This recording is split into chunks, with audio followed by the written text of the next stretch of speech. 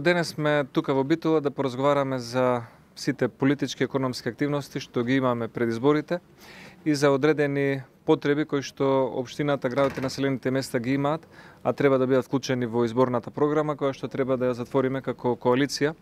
за една недела и истата веќе пред изборите да може да биде представена на граѓаните.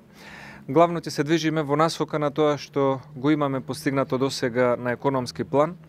а тоа е 2006 година во Заводот за вработување во Битола имавме регистрирани 28.000 вработени лица, додека сегашната бројка 2016 година е вработени лица, а сегашната бројка е 34.000 вработени лица. Тоа значи дека бројот на вработени лица пораснал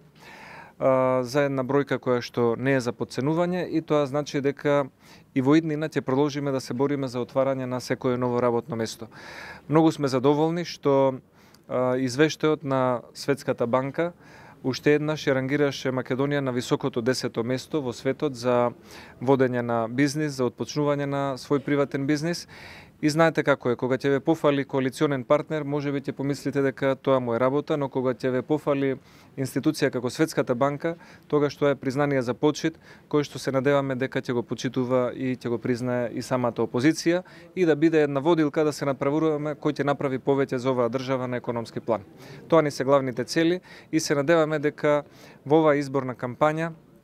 нема националните интереси и државните интереси, двојазичноста, федерализацијата или други некои ризични работи да бидат употребувани како алатка за нечија желба да се врати на власт.